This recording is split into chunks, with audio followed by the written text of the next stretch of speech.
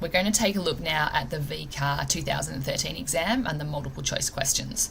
So VCAR mentioned a couple of points that students had trouble with in this particular exam, and in the multiple choice question both those topics present themselves.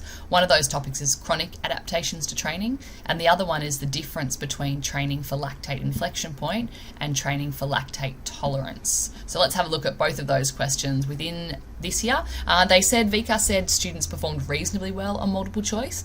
Looking at the results from the past few years, there were probably more questions in this particular multiple choice that students didn't perform that well on, so let's take a look at some of those. We start off with an easy one. Question 1. Stroke volume and heart rate both increase during exercise. This results in, and generally in multiple choice you can cut out a few that are incorrect, so we're looking at cardiovascular parameters here. Tidal volume, that's a respiratory parameter. A decrease in venous return, that is a cardiovascular parameter, but during exercise we're going to have a greater cardiac output, which is going to result in a greater venous return. So that answers it actually, because C is an increase in cardiac output, and obviously we're not going to have a redistribution in blood flow which results in a decrease in blood flow towards working muscles, because we're going to have a greater oxygen demand. So let's have a look at question 2. We start off with a few easy ones actually. In a workplace where most staff sit at computer workstations, a program sends a message every 15 minutes to each computer screen instructing the user to stand and walk around. Which component of the social ecological model is this physical activity initiative aimed at? And that's the individual level. So that reminder system is at the individual level. Question number 3, again another easy one. Which of the following fitness tests accurately assess anaerobic capacity? So remember, they'll use anaerobic capacity and power interchangeably, but it's good for you to know the difference between the two. 20-metre shuttle run test, otherwise known as the beep test, the bleep test, the multi-stage fitness test. They'll use many different names for it. Tests aerobic capacity or aerobic power. B, the phosphate recovery test, and that's the answer there. C, 1 repetition max RM test, that test is a test for muscular strength, and yo-yo intermittent recovery test is a test for aerobic capacity or aerobic power or cardiovascular or cardiorespiratory endurance. Question number 4, carbohydrate loading for an elite female triathlete. Let's have a look at what you could have put down. Increases muscle glycogen stores prior to the race. So as you read through, you should be thinking, well, that definitely takes place, but sometimes it's the case of the best answer, so let's just go through and have a look at the others. Requires no change to training load leading up to the event. That's incorrect. You need to manipulate the training load prior to an event to maximize fuel stores. So what you need to do is decrease the volume of training, maintain the intensity, but in the lead up, if you've got a high volume, you're going to be using up that carbohydrate and glycogen that you're taking in to supply energy for your training session, which you don't want to do. So you want to lower the volume of training so that you've got the ability for the muscles to load with that glycogen. Is intended to prolong the use of fats as a major fuel source. That's not the purpose of carbohydrate loading. Carbohydrate loading is to increase the carbohydrate stores so that you've got more to use at that higher intensity. And D involves a high carbohydrate diet of approximately 4 to 5 grams per kilo of body weight. So a little bit of a tricky one because it's actually about 7 to 10 grams per kilogram of body weight. So just a slight increase on that. So the answer for question 4 is A. 63% of the state got that one right. Okay, let's have a look at question number 5 now. As part of the World Anti-Doping Code, the World Anti-Doping Agency, which is WADA, monitors substances that are not on the list of prohibited substances. Caffeine's an example of something that's monitored, and nicotine was placed on the monitoring program in 2012. In line with the WADA rationale, the purpose of placing nicotine on the monitoring program is to. So the answer for that one is D, detect potential patterns of abuse and misuse, which 24% of the state, 61% of the state chose B, measure the effects of nicotine on performance. And it's important to note that VCAR say that WADA don't actually have a role in measuring the effects of performance enhancing substances or practices on performance. They make the rules based on research that has been given to them. Credible research, of course. Question 6, which fuel produces the large amount of energy per molecule? Straight away you should be thinking fat, or you should be thinking about the chemical fuel of fat, which is triglyceride, and that's A, triglyceride there. Blood glucose, muscle glycogen, both different stored forms of carbohydrate, which has a faster yield, but a lower amount of energy that's being produced. Easy to break down, but doesn't produce as much. Triglyceride, on the other hand, harder to break down, but produces more. And stored ATP and PC have the lowest amount of energy per molecule. Question number 7. For submaximal exercise, the linear relationship, so this word linear comes up over and over again, between heart rate and oxygen consumption can be used to estimate. So if we're looking at oxygen consumption, you should be thinking that oxygen consumption is VO2. So if we're looking at a relationship between heart rate and we're able to measure heart rate, it's predicting VO2, and so therefore it's predicting VO2 max. That seems to be quite an easy one. Only 50% of the state got that one right. I'm not sure what they were thinking by putting some of the other answers, because they were reasonably spread out, but oxygen consumption is just another name for VO2, and you can predict consumption based upon that heart rate with the linear relationship. Question number 8. So most students got this one right. There's sufficient evidence that caffeine can enhance performance in high intensity exercise of a short duration, 1 to 5 minutes. So just note in this here, perhaps they include some things that caffeine actually does, but that we're talking about a high intensity effort. So while it's recognized that caffeine increases glycogen storing capacity and glycogen, it actually doesn't have a role in a short duration exercise, 1 to 5 minutes. So D, decreased perception of effort or fatigue. It masks fatigue as a stimulant, and that's going to be the most beneficial for high intensity exercise. So the answer was D. Okay, question 9. So only 29% of the state got this one right. Let's have a look at it. A chronic adaptation to training that may lead to an increase in an endurance athlete's lip would be increased.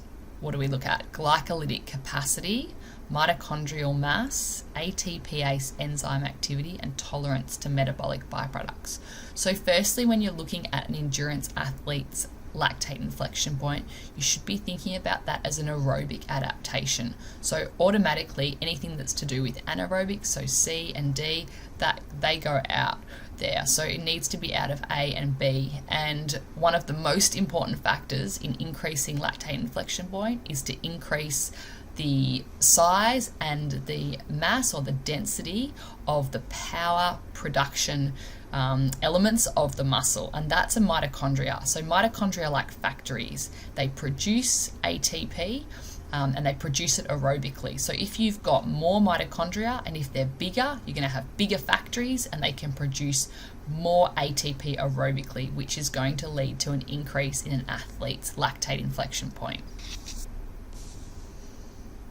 So question number 10, the next few have been done really well. An elite soccer player consumes a pre-match meal 3 hours before the game. Research would indicate that A. So if we have a look through those answers, the answer for question 10 is D.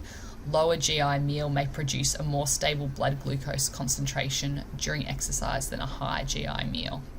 So that's pretty self-explanatory, I think. Let's just have a look at the others quickly. High GI meal may lead to greater feelings of fullness. We know that it's not to be true. Low GI tend to have more fibre and have feelings of fullness for longer.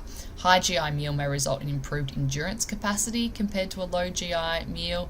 Definitely not true, that one. And a low GI meal may result in a lower rate of fat oxidation during exercise than a high GI meal there. So not as much evidence looking at C, but D is the standout answer for that one. Okay, question number 11. Easy one, the ATP-CP energy system produces energy at A. So it produces energy at a fast rate with a low yield. So the answer for that would be C.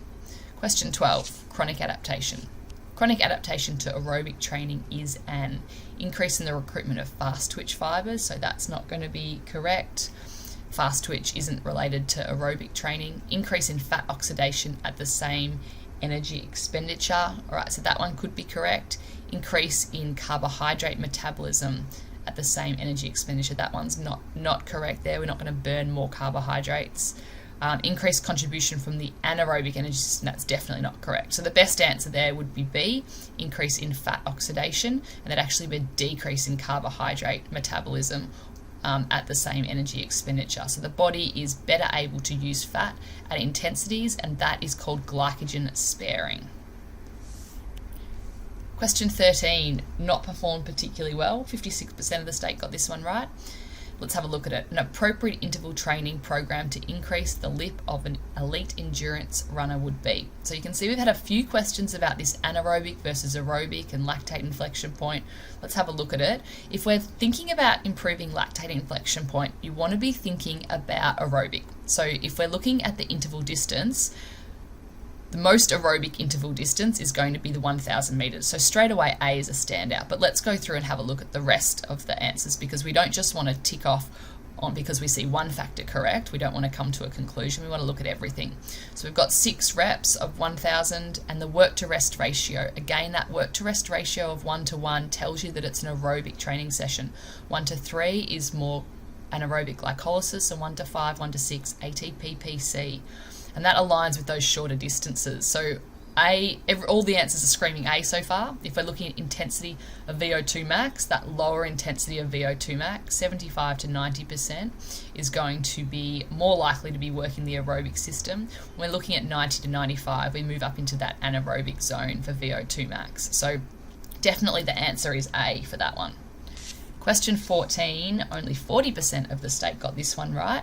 Working at 110 of VO2 max requires. So if we're working at 100% of VO2 max, we're maxing out our aerobic system. No more energy can be supplied via the aerobic system. And if we increase the intensity and ask an athlete to work at an intensity that passes what they are capable of achieving aerobically, they're going to need an increase in contribution from the anaerobic systems in order to be able to achieve this. So if we're looking at the answers, the body to use stored ATP for energy. Okay, well, no, that's probably not going to be the case there, because it's going to be resynthesized at that stage. The anaerobic energy systems to provide the additional ATP. So B should stand out already as being a potential option, because that's definitely correct. C, the body to work in oxygen debt and replace the extra oxygen post-exercise. So that terminology is not really fantastic there. So replacing the extra oxygen. Well, we're not going to be using oxygen above our VO2 max. We're using more anaerobic energy. So C isn't correct. And D, the oxygen supply to be greater than demand.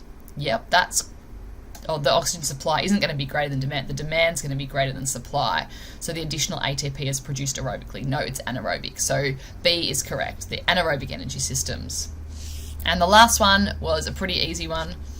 A government initiative to promote adherence to NPAG is the Premier's Active Family Challenge. So you should be having a look at some of these initiatives. You don't need to know a lot about all of them, but it's good to know a little bit about some of them, because they start throwing in answers or questions about that. It's good to have a bit of an understanding. It encourages families to be more active more often by doing 30 minutes of physical activity per day for 30 days.